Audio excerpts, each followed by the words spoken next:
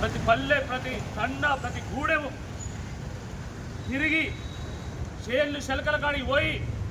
అవ్వాతాతల కాళ్ళు మొక్కి ఏళ్ళు పట్టుకొని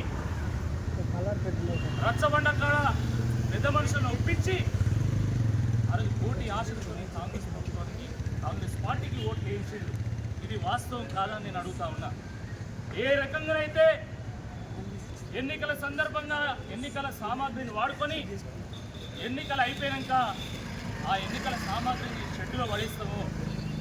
ఎట్లయితే మేము రాజకీయ నాయకులము ఎమ్మెల్యే పోటీ చేసినా, ఎమ్మెల్సీగా పోటీ చేసినా, ఎంపీగా పోటీ చేసినా ఎన్నికల రథాన్ని ఏ రకంగా అయితే వాడుకొని ఎన్నికలు అయిపోయాక రథాన్ని ఏ రకంగా అయితే షెడ్డుకు పంపుతామో ఆ రకంగా ఈ నిరుద్యోగులను, ఈ పోలీస్ యాస్పిరెంట్స్ను, ఈ గ్రూప్స్ యాస్పిరెంట్స్ని కాంగ్రెస్ పార్టీ కార్యకర్తల్లాగా వాడుకొని బస్సు యాత్రలు చేపించి ఎన్నికలు అయిపోయాక ఇదే దిల్సుఖ్నగర్లో, ఇదే అశోక్నగర్లో వాడి వదిలేసి,